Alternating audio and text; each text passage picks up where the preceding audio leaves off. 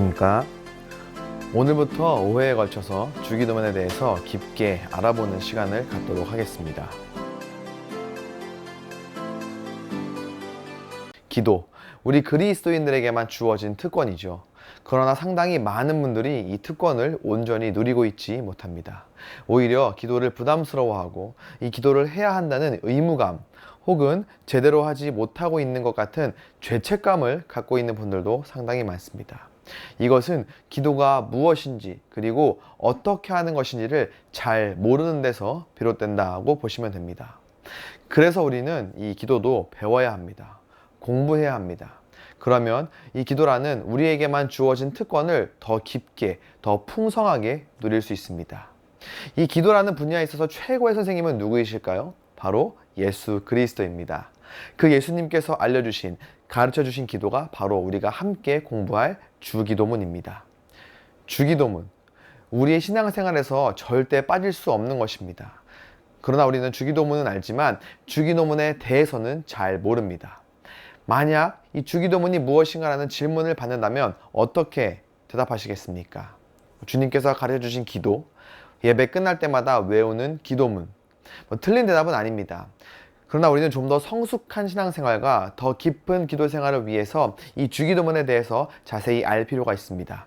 이번 GMC 이 수업을 통해서 주님께서 알려주신 기도가 나의 기도가 될 수 있기를 소원합니다. 누가복음 11장에 기록된 주기도문은 이 기도를 가르쳐달라는 제자들의 요청에 응해서 주님이 말씀해 주십니다. 이와는 다르게 마태는 주기도문을 산상수훈의 중앙에 기록하고 있습니다. 이것은 이 외식으로 치우친 유대인의 기도와 대조되는 바른 기도의 전형을 제시하기 위함입니다. 결론적으로 주기도문은 기도의 목적과 내용에 있어서 가장 모범이 되고 또 표본이 되는 것입니다.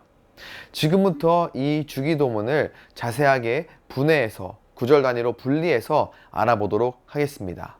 오늘은 먼저 하늘에 계신 우리 아버지여, 이 부분입니다. 먼저 이 하늘에 계신 우리 아버지를 하늘에 계신 그리고 우리 아버지 두 부분으로 보도록 하겠습니다. 하늘에 계신, 주기도문의 시작입니다. 이 첫 마디가 기도의 성격과 방향을 결정합니다. 주님께서 지적하신 외식하는 기도와 중언부언하는 기도의 문제는 이 기도의 대상과 방향이 바르지 못하다는 것입니다. 성경에 나오는 외식하는 유대인의 기도는 그 방향이 하나님이 아닌 사람입니다. 이방인이 기도를 할 때 중언부언하는 것은 기도하는 대상, 누구에게 기도해야 하는지를 모르기 때문입니다. 그들은 말을 많이 해야 하고 또 많이 해야만 기도가 그 신에게 닿는다고 생각을 했습니다. 즉 그들은 기도를 듣는, 기도를 받는 대상이 아닌 기도의 내용, 자신들의 소원이 이루어지는 것에만 관심이 있었다는 것이죠. 그러나 우리의 기도는 이 기도의 대상이 중요합니다. 우리에게 있어서 기도는 사랑하는 하나님과의 소통입니다. 기도의 내용에만 집중하다 보면 아무리 기도 생활을 오래 해도 하나님을 아는 데에는 별로 진전이 없습니다. 그런 기도는 오히려 하나님과의 관계를 왜곡시킵니다.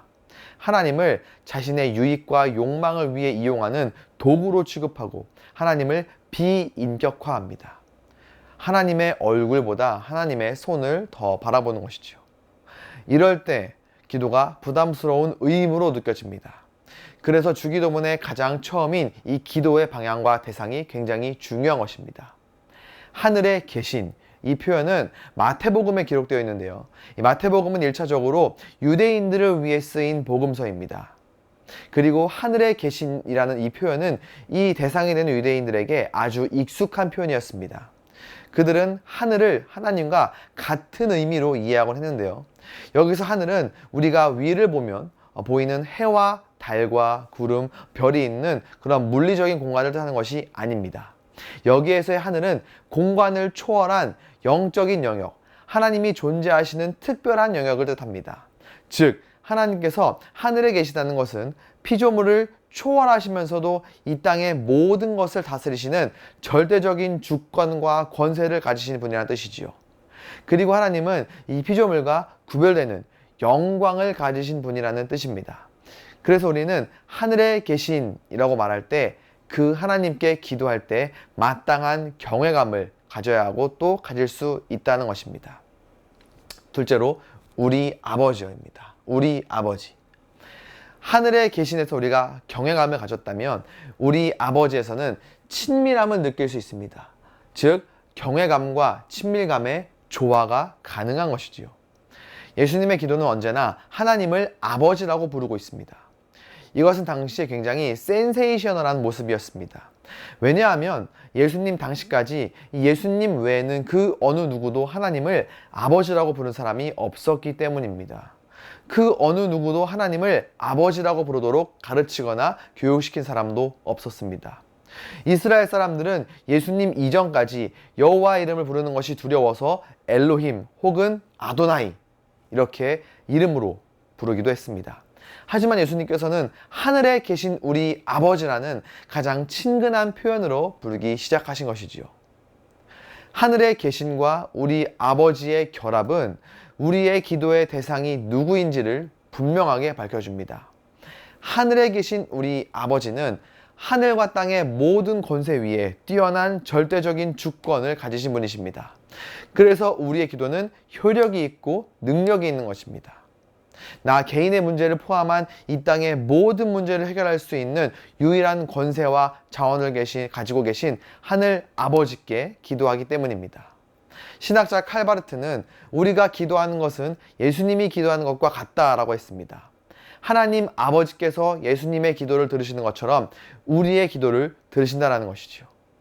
우리가 하나님을 아버지라고 부르며 기도한다는 것은 예수님의 공로를 힘입어 예수님과 같은 아들의 자리에서 아들의 특권을 가지고 기도한다는 뜻입니다.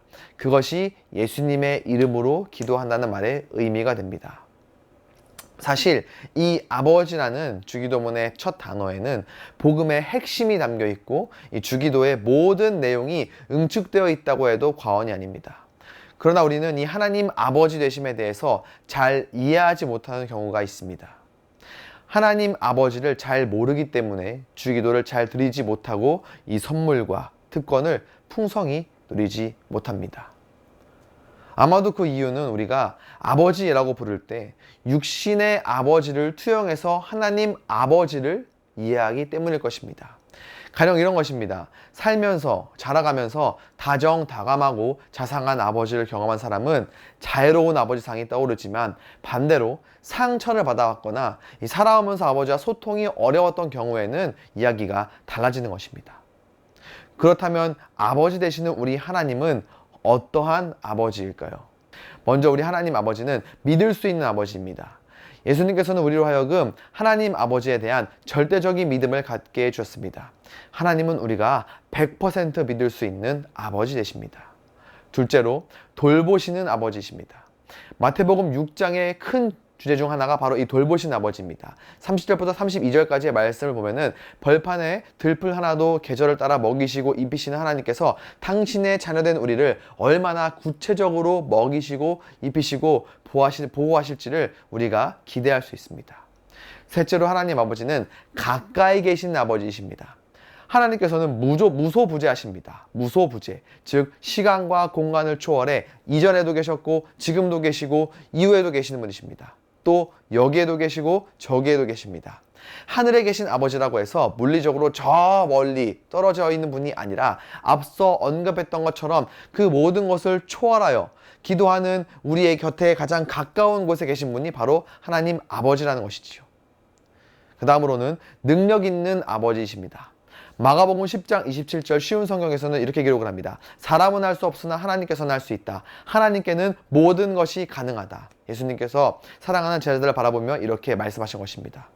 주기도문의 짝꿍이라고 할 수 있는 사도신경에서도 우리는 능력 있는 아버지를 확인할 수 있습니다. 전능하사 천지를 만드신 하나님 아버지를 내가 믿사오며 이렇게 기록을 하고 있죠. 오늘은 하늘에 계신 우리 아버지에 대해서 알아봤습니다. 나는 내용을 기억하며 오늘 하늘에 계신 우리 아버지께 기도했으면 좋겠습니다. 저 먼 곳이 아닌 나와 가장 가까운 곳에 계시며 어떤 나의 수단이나 도구가 아닌 친밀한 인격적인 교제를 나누기를 소원하시는 믿을 수 있는 능력의 아버지, 그 하나님 아버지께 이전과는 다른 모습으로 오늘 하루 기도하는 것으로 풍성한 은혜를 누리는 우리 지구촌교회 모든 성도님들 될 수 있기를 소원합니다. 감사합니다.